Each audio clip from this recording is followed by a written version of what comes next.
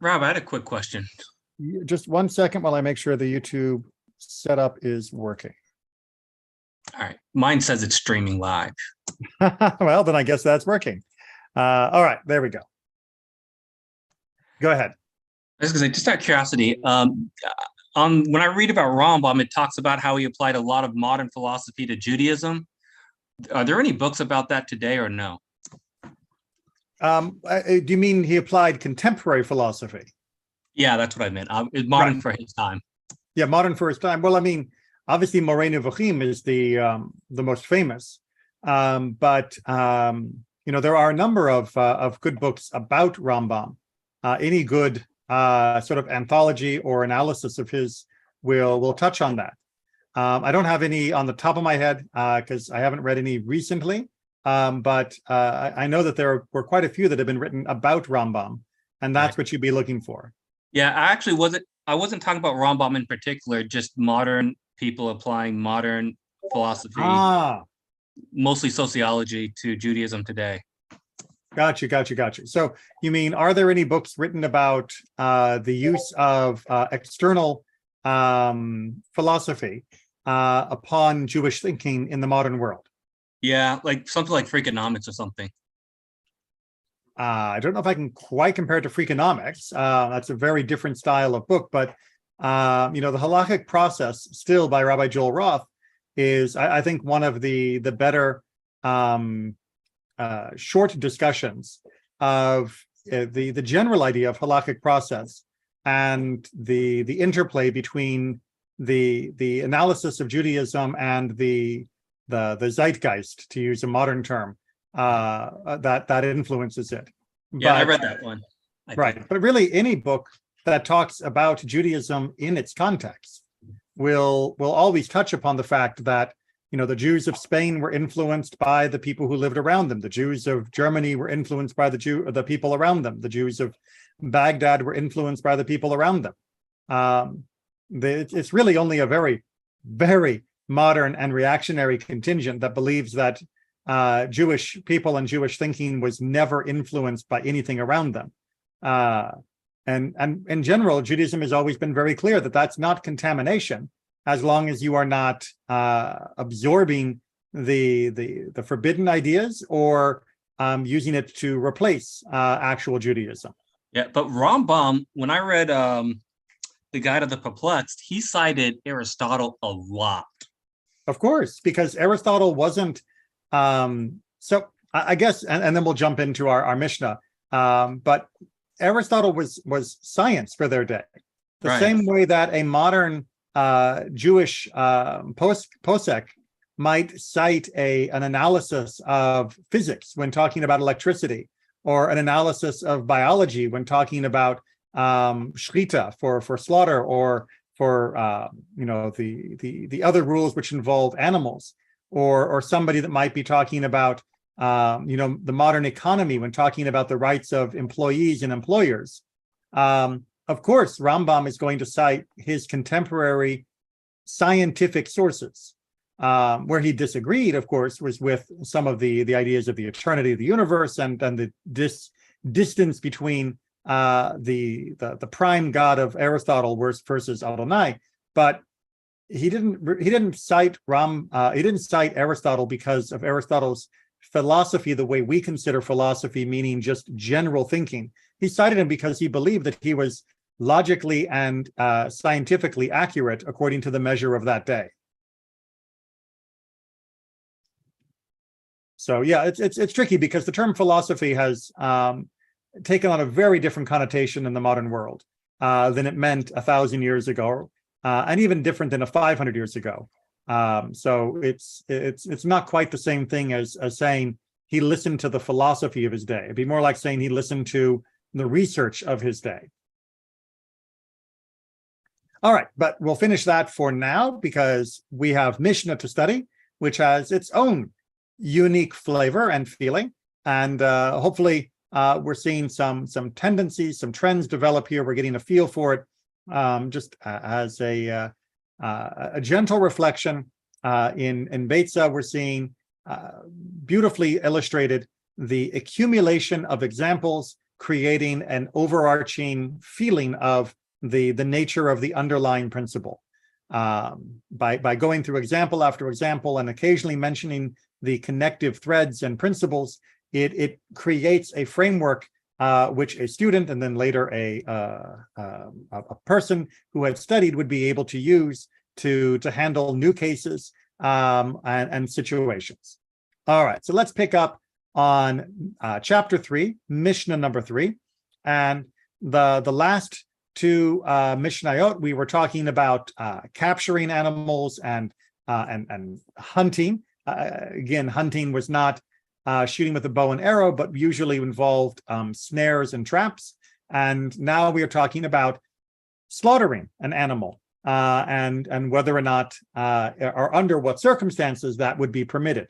Again, unlike Shabbat, on Yom Tov, we are allowed to slaughter for the needs of Yom Tov if the animal was ready from the outset of Yom Tov. So let's see how the rabbis deal with that issue. One may not slaughter, of course, on Yom Tov, an animal which is about to die, unless there is time enough on that day to eat from it as much as an olive of roasted flesh. Rabbi Akiva says, even as if there is only time to eat as much as an olive of raw flesh taken from the place of the slaughter. All right. So again, you're allowed to eat the animal for the needs of that day. But what happens if you are reaching the end of the day? Let's say that it is 4 o'clock and Havdalah is going to be at 5, or not Havdalah rather, but the ending parts of the day would be at 5. Am I allowed to slaughter the animal, knowing that it will take time to not only slaughter, but then to drain and apportion, if I'm going to end up with only being able to eat a tiny bit? You might think that it would be prohibited, because if I am only eating a tiny bit, then aren't I really honestly just slaughtering the animal to have it for tomorrow? And the answer that they're giving here is no, not exactly. As long as you can eat some of it for today, then that's fine. Now, the debate then becomes about exactly how much I have to eat. Everybody, of course, realizes that a kazait, the size of an olive, is the standard measure for eating. But do I have to have enough time to eat it after it's been roasted? Or could I even eat it if it was still raw, meaning even less time between the slaughtering and the changing of the day? But here, Rabbi, say a dangerous ill animal. Okay, so that was what I was just about ready to back up to. Yeah, because this is nevela. Well, no. It's not nevela, because the animal has not actually entered the place of being treif, from being in a case of near death. This is an animal where we believe if we wait very long, it will die, and then it would become nevela. But if we slaughter it in time, then we can actually make the animal kosher. There is a fine line between waiting so long that the animal is now suffering from a condition which makes it treif, and eating the animal or slaughtering the animal before it passes that threshold. As the old joke used to go, or I guess it still goes, but we don't slaughter our own chickens anymore. If a Jew is eating a chicken, one of them is sick. Meaning you're either eating the chicken because you need to have chicken soup for the sick person, or the chicken looks like it's getting a little old and maybe a little sick, and you need to eat it now before it actually gets too far, and then you wouldn't be able to eat it. So the reason, of course, why they're talking about an ill animal, a sick animal, is because if the animal is well, then you're probably not in a rush to slaughter it on Yom Tov unless you actually want it entirely on Yom Tov. But here you are worried that if I leave it for another hour or 2 hours or 3 or 6, that the animal might pass that threshold or might actually die, and then the entire animal is wasted except as food for the dogs. So this is slaughtering before Yom Tov? No, in Yom Tov. On Yom Tov itself. On Yom Tov. So it's first day of Sukkot in the afternoon, and your cow begins to look like it's getting a little, I don't know, I think there might be something wrong with it. Quick, slaughter it now. And as long as there's enough time to eat a little bit of it, then it is still okay to slaughter it on Yom Tov, even though the vast majority of what the animal is meat is going to be eaten on days afterwards. So if we have time to eat something a little, still we can slaughter on Yom Tov. Even the smallest amount, exactly. Well, the smallest amount that counts as eating, which is an olive's worth. And that's only because we don't have time to eat everything on Yom Tov. Well, I mean, but this is giving it, it's not just because we don't have time. If we had time to eat everything, we could slaughter 100 animals on Yom Tov. Yeah. But here it's because it's saying, look, I know you don't actually want to slaughter the cow for Sukkot. I know you're slaughtering it on Sukkot because you're worried if you wait until Chol Hamoed day 1 that the animal will already be dead and then you can't. So this is a built-in leniency, trying to give permission that even for something which an objective observer might say, obviously you're only slaughtering for other purposes, but nevertheless, because you eat any of it, it's okay to slaughter it on Yom Tov. That yes, it's a bit of a loophole, but you are eating some, and therefore it is okay. But in theory, we don't supposed to slaughter on Yom Tov an animal if you want to eat it. Right. So this is the back and forth that the rabbis are often having with the Deoraita. Right. The Torah is not 100% clear that we're not allowed to slaughter the animal. The rabbis in general don't want us slaughtering things that aren't for Yom Tov. And here they are making a leniency to their own stringency. They're not making a leniency to the Torah, they're making a leniency to their interpretation of a stringency of the Torah. And that's something that the rabbis are willing to do in many, many places. So they already made it a little bit stricter than the Torah describes, probably. And thus, walking back that stringency is okay for them to do. Again, the classic example of that is an eruv in general, that the rabbis created a certain stringency of how to define where we could and couldn't walk. And then they put up the principle of an eruv as giving permission. And then they walk back the eruv, both sometimes for leniency or sometimes even further to make it more stringent. And they are allowed to adjust the interpretation they put in place. Let me just put the rest of that commentary there for those that want to read along. Although, again, obviously reading from Sefaria is going to make it easier. All right, the second half of Mishnah 3. If he slaughtered it in the field, he may not bring it in on a pole or a barrow, but he may bring it in piece by piece in his hand. So you do your slaughter, it's out in the field because the animal probably, wasn't even ready to walk home. When you slaughter it, normally you would slaughter it and you would put it then onto a pole, and a couple of you would carry it back into the town, and then you would do the rest of the butchering in the town where it's easier to handle. That is not allowed, because doing that looks like it's just regular weekday slaughter, and it looks like you're just slaughtering the animal to slaughter it. But if you slaughter it and butcher it out in the field, and then carry pieces of the meat back individually, that's okay, because it's very obvious that you are bringing them back for Yom Tov within that period of time.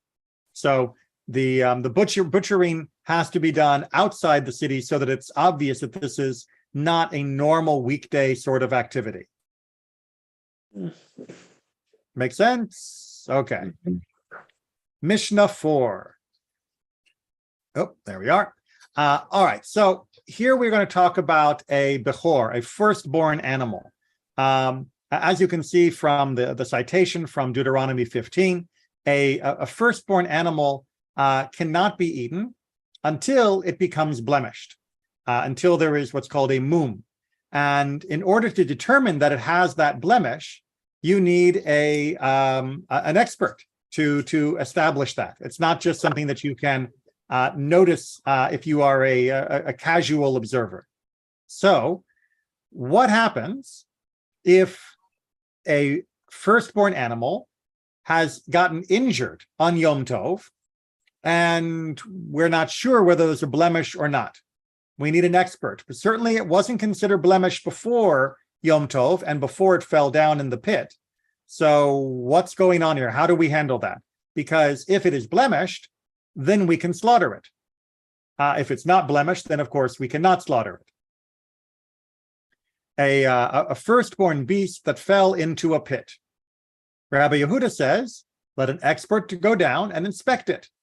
If it had a blemish, he may bring it up and slaughter it, but if not, he may not slaughter it. All right, so Rabbi Yehuda has a lenient position that it's fine to let the expert inspect it on the day of Yom Tov because it's down in that pit.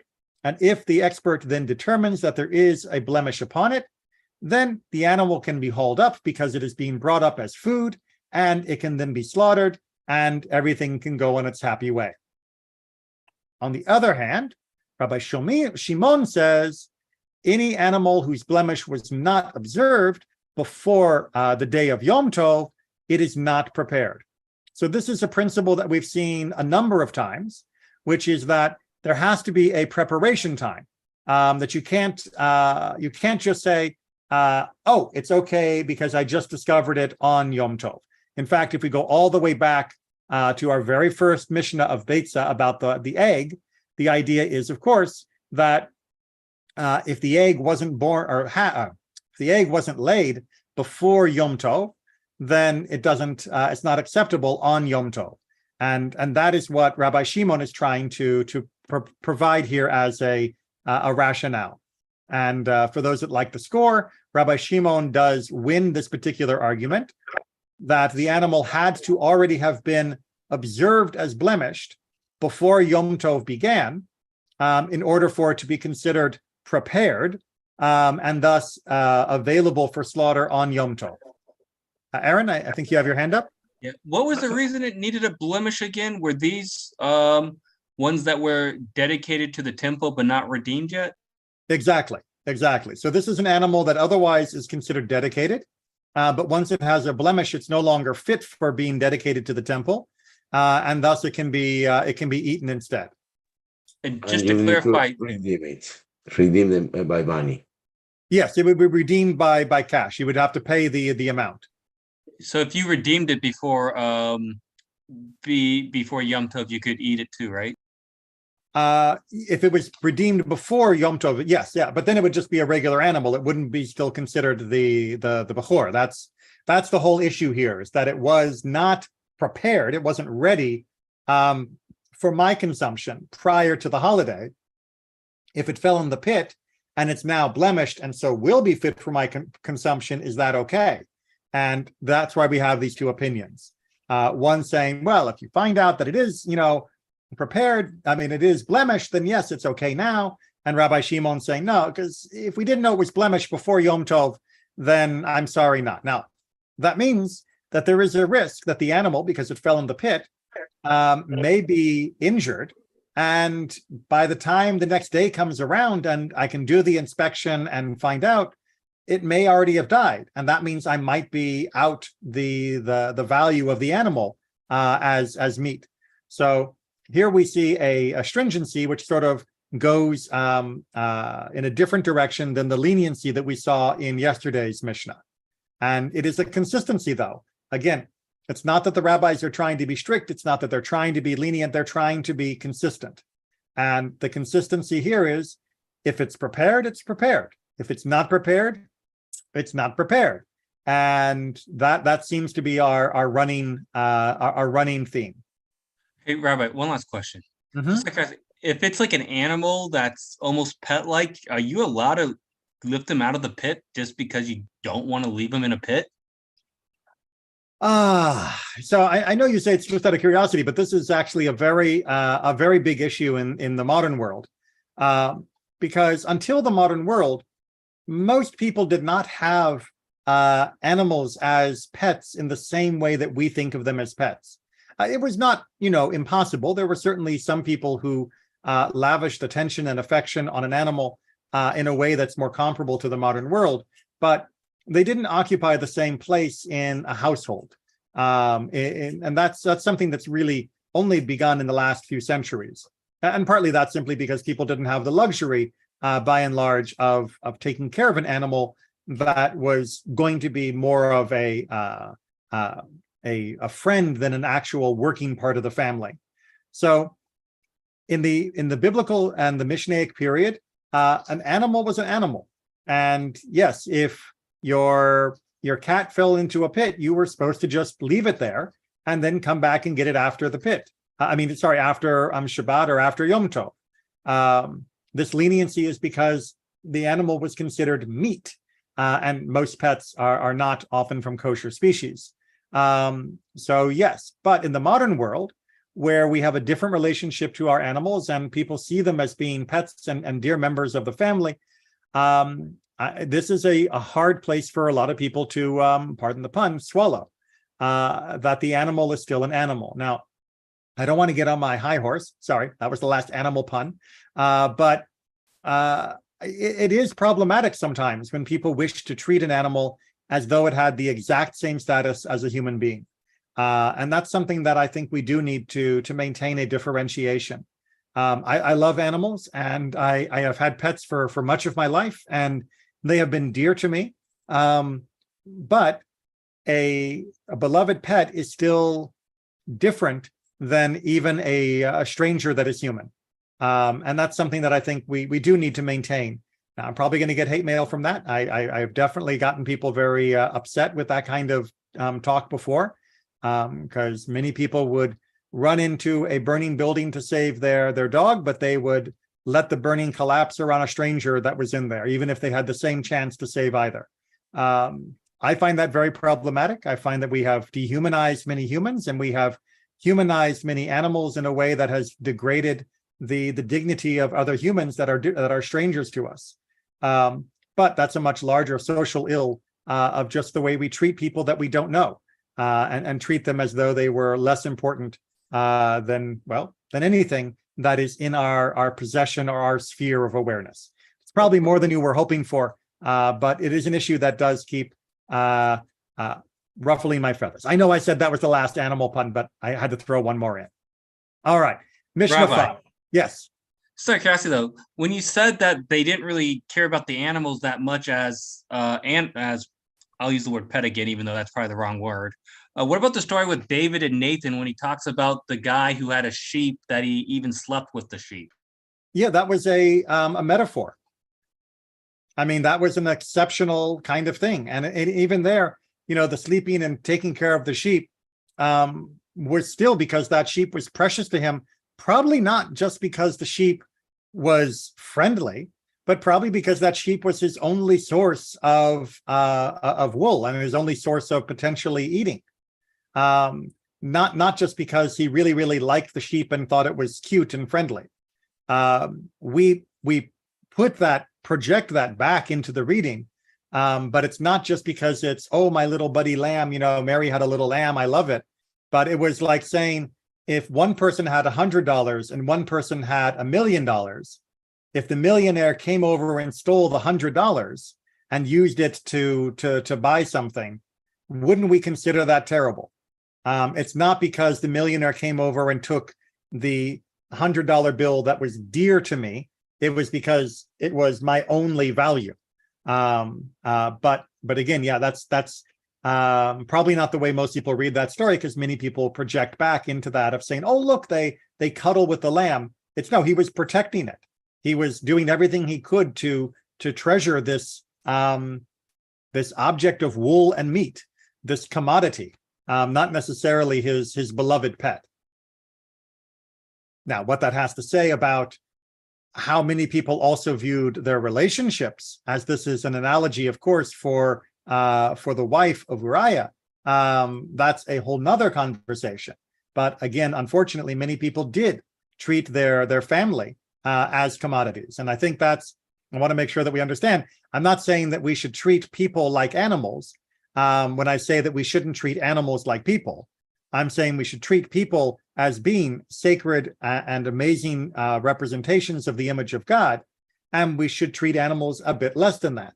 But that means we do need to treat people better than we often do, including even those that are close to us. Because many people, even in a relationship, even in a spousal relationship, will still treat their spouse more as an object of value to them.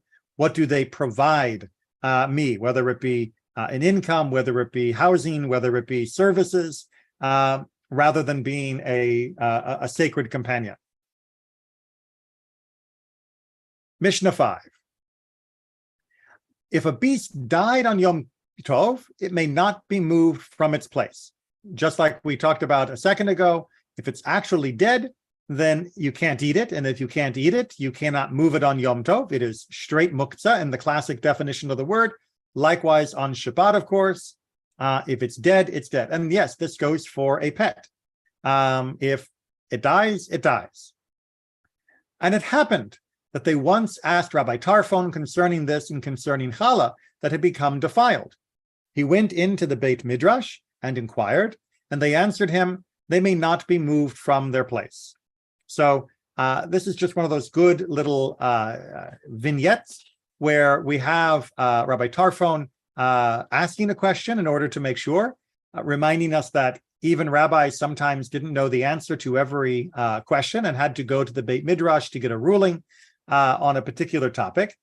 The topic, of course, about the animals we just saw, but the question here is now challah. What is the issue here? Well, challah is the portion of the bread that of the dough that we remove that has to be given to the Kohanim. Well, since it has to be given to the Kohanim, it has to remain tahor, it has to remain ritually pure. If it becomes ritually impure, defiled, then can I give it to the priest? Can I touch it? What can I do with it? Well, I obviously can't give it to the Kohen because it's now no longer really challah because it's become ritually impure. But likewise, since it can't go to them, and since I can't use it on Yom Tov because it's still challah, then it cannot be moved. You just have to leave it wherever it currently is. So if you had a piece of challah and then there was a defilement, you just have to leave the challah sitting on the counter where it got defiled until after Yom Tov, and then you can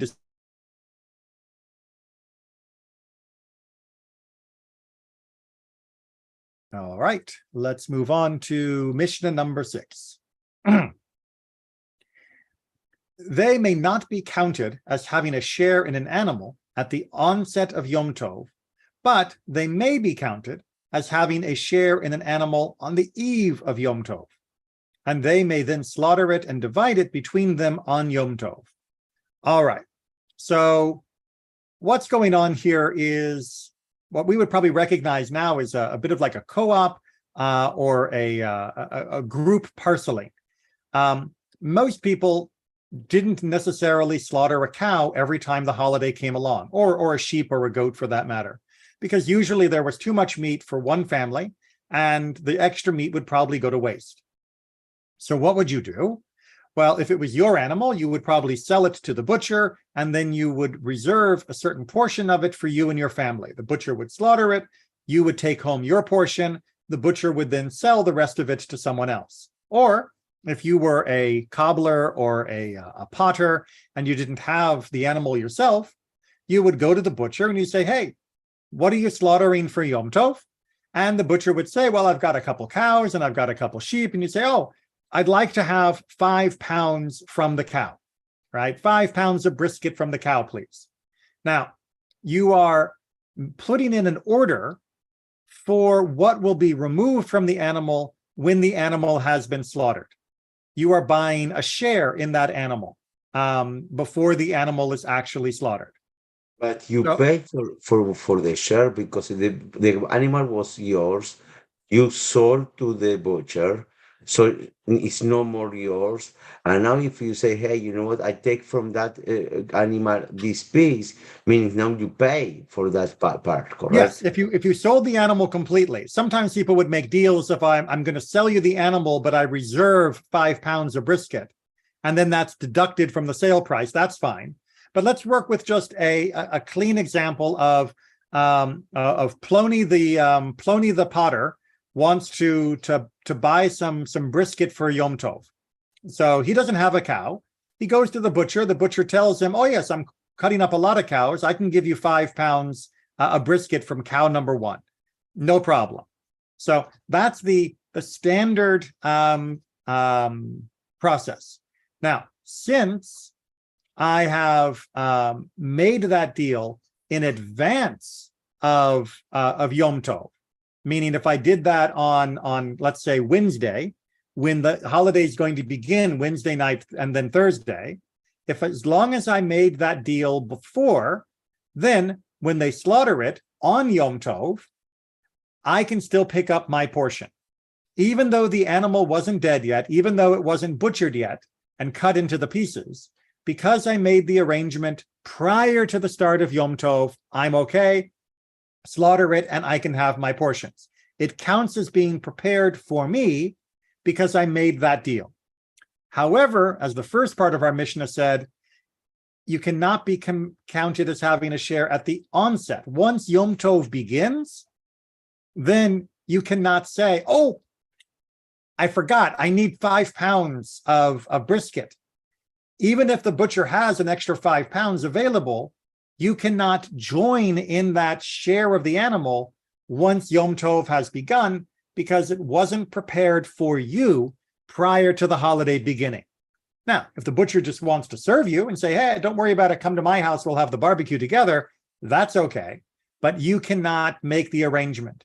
Now, you might be thinking, well, of course I can't make the arrangement because I wouldn't be able to pay on Yom Tov, right? Well, yes, but people would often do things and say, I'll pay you after Yom Tov. And that was often for other issues generally considered all right. But here we have the issue of actually not having a portion of the animal designated for you, and that means you cannot gain that portion on Yom Tov itself, even if money wasn't an issue. Yes, Aaron. 2 questions. They're not allowed to weigh it on Yom Tov, though, are they? We're getting that on just the next section. And the other question is, if it's the butcher you go to, usually, can they just give you the 5 pounds and then you come back the other day after Yom Tov? With regards to the money, that's not an issue. If you forgot to pay him before Yom Tov, even though you'd made the deal, then you can certainly pay him after Yom Tov. That's no problem. So if I tell him on Tuesday, I'd like some brisket on Thursday for Yom Tov, and then Thursday comes along, but you forgot to pay him on Wednesday, it's okay. You can pay him after the holiday is over.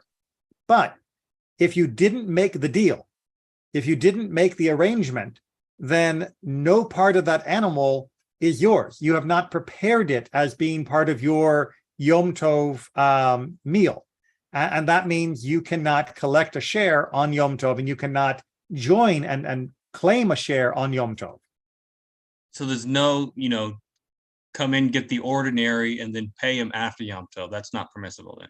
Once the Yom Tov has begun, you cannot gain part of an animal. Now, if, like you say, you have a standing order, if you say to your butcher, every Yom Tov, make sure you save 5 pounds of brisket for me, then sure, you've already set it up as a standing instruction and it's already set aside for you. But if it's just, I'll show up and ask for something on the day, then it's not allowed. All right, and with regards to weighing, let's move into the second half of Mishnah 6. Rabbi Yehuda says a man may weigh meat on Yom Tov against a utensil or against a butcher's chopper, but the sages say one may not pay attention to the scales at all. So again, we are trying to keep away from our normal business practices. And Rabbi Yehuda is looking for a leniency. He's saying, well, okay, I know we're not supposed to weigh on Yom Tov. We're not supposed to get out the balances and do it in that fancy kind of way. But you could do it with a shinui, with a change. If I know how much the pot weighs, it's a 5 pound pot. If I know how much the knife weighs, it's a 2 pound knife. Then I'm not using my scales, but I can still be sure I'm getting the right amount for my apportioning. And the sages say, no. If it is Yom Tov, yes, you can collect what you are owed, but it cannot be done in the normal business fashion of putting things on scales as though this was just a regular Tuesday marketplace kind of transaction. It has to be essentially estimated for exactly how much you're supposed to get. And yes, that means it's going to be a little bit less exact. All the more reason to pick up your meat the day before. All right. We are continuing our slaughtering and division. One may not sharpen a knife on a festival, but one may draw it over another knife. So sharpening with a stone is very much like completing an item, which is forbidden on Yom Tov, just as for Shabbat. You're not allowed to take a dull piece of metal and turn it into a knife. Nope, doesn't work. But if you've already got the knife sharp, then you can just give it that extra little scrape to make sure that it is still properly sharp for a slaughter on Yom Tov. This is not considered making it an item. It's considered just, refining it a little bit in order to perform what is a permitted activity, that slaughter. And if you've ever seen, a butcher slide two knives together, that's kind of what we're talking about here.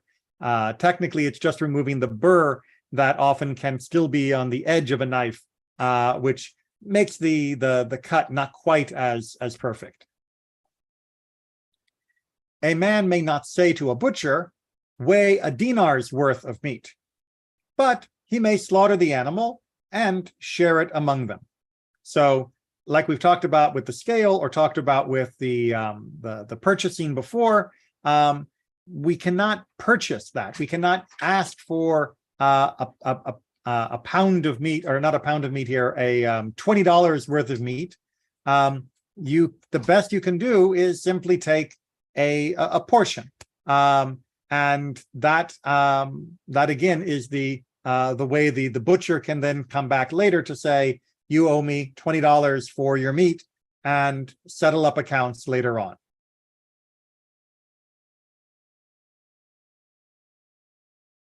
We good? Okay. Now, maybe you don't only need something from the butcher. Maybe you also need something from the storekeep. So with Mishnah 8, we talk about what we can do with a store. One may say on Yom Tov to his fellow, fill me this vessel, but not in a specific measure. So if you go into the shop and you need, let's say, oil for cooking or wine for drinking, you can tell him, please fill this jug. And he can fill it, and then, of course, he can get payment for it from you after Yom Tov is done. But you cannot tell him, give me 5 gallons of oil, give me 2 liters of wine. You can't mention the amount. You can just give him something that can then be filled.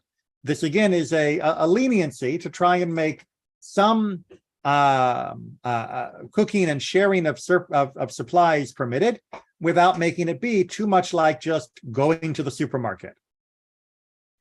And Rabbi Yehuda answers what I'm sure is your next question. If it was a measuring vessel, he may not fill it. So if I take in my 1 liter jug that's always used for measuring 1 liter, and that's actually its job is measuring things, and I say, please fill this, then that's the exact same as saying, give me 1 liter of wine.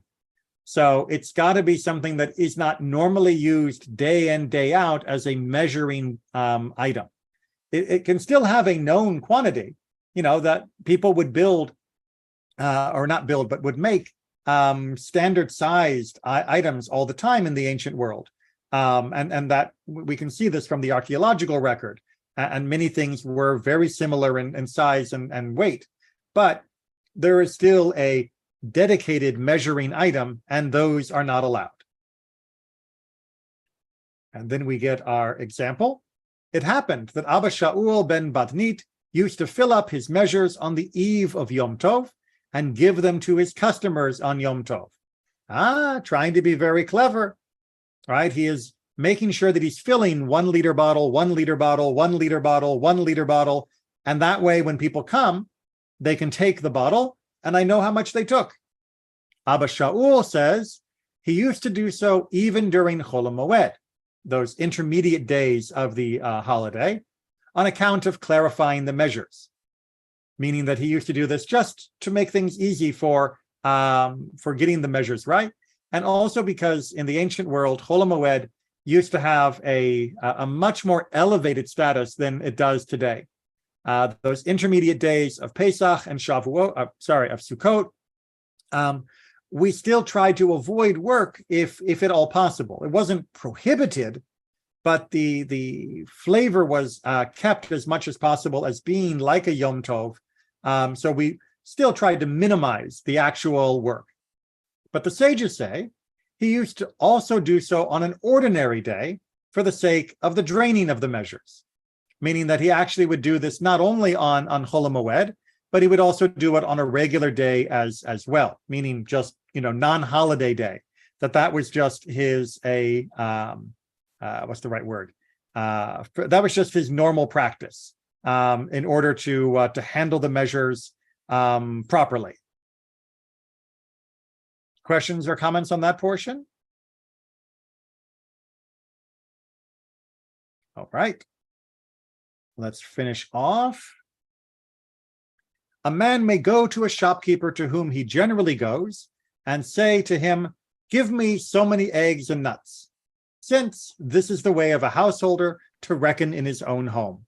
So you can go to a shopkeeper where you, again, have an account where it's normal for you to go to him, and you can ask for 12 eggs and some nuts, and that's okay, because the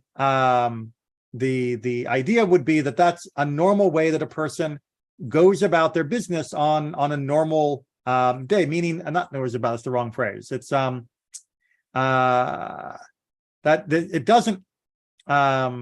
it doesn't look like you're doing your normal work with a shopkeeper in this case, because you normally just say, "Hey, I need a dozen eggs and I need a pound of nuts." They hand you a bag and you walk home.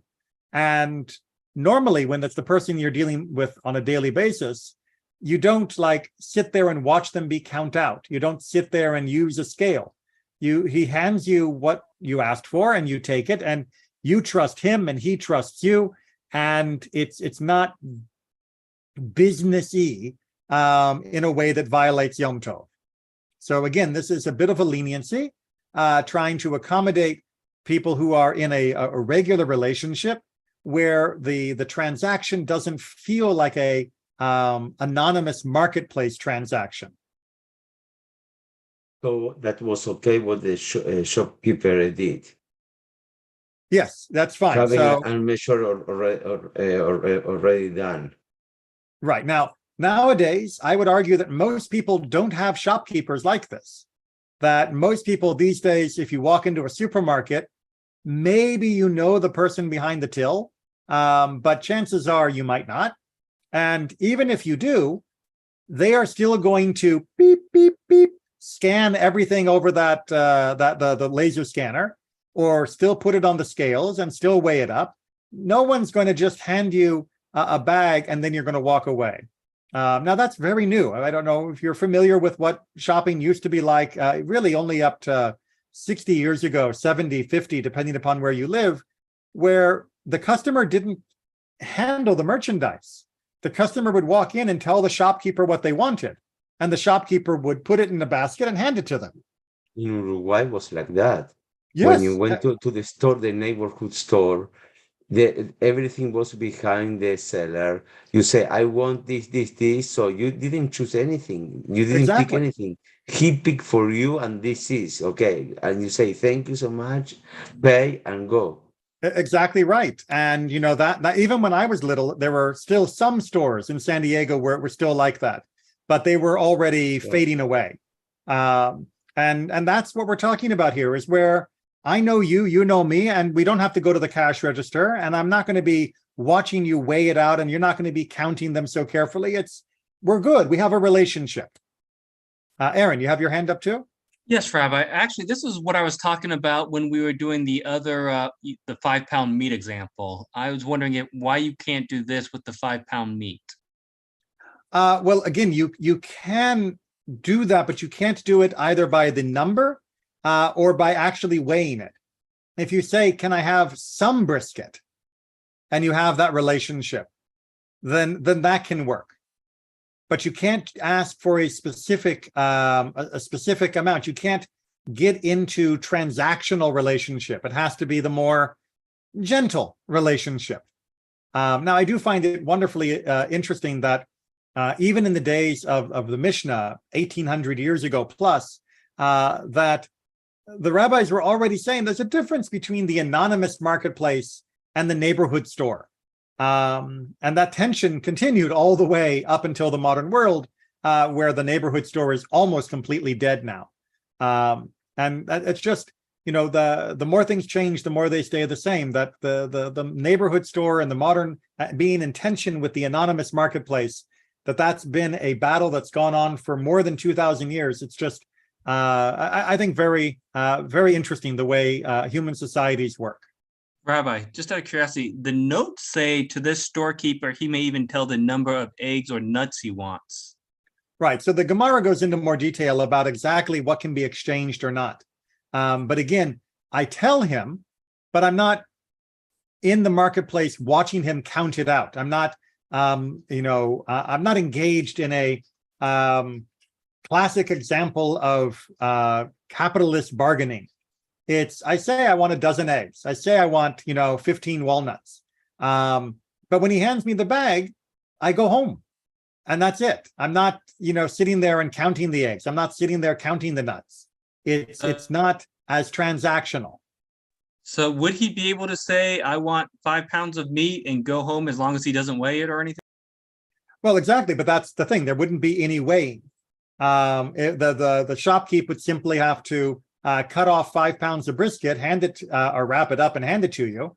And that's it. He's not going to be weighing it with anything other than his eyes and his hand. Thanks. That clarifies it. Thanks, Rabbi. Yeah, and you have to be okay with that. You can't demand that it be put on the scales. You can't demand that he weighs it correctly. And that's the relationship that this kind of shopkeeper is in, that is different than the shopkeeper that we saw in the more anonymous marketplace in the earlier Mishnayot. Because it's almost like it says, like it's reckoning in your home, right? It's basically handling it here the same way you would handle it at home. You're not as particular, and nor is the shopkeep. All right. Well, we are just a little past 8, and we are just nicely finished with chapter 3. So we will pick up with chapter 4 next week. And Rabbi, we Yes. have only 4 and a little 5. Do you want to start thinking about our next Masechet? We should always be thinking about next Masechet. I'll take a look on my end. You can look around, and that goes for all of my students. And if there's some, I sent you a suggestion on November 4th. what was the suggestion? Uktzin. Okay, interesting choice.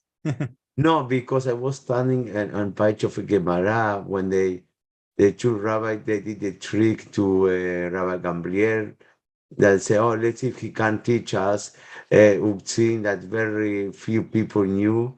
And I said, oh, maybe it's a different one. It's definitely different. Let me look at it, because I always like to have our Mishnayot have. I like studying Torah Lishma, but it's also nice to study with either something practical or something that has an insight into Jewish life or life in general. So let me take a look. No problem. No problem. All right, everybody. Take care and see you next.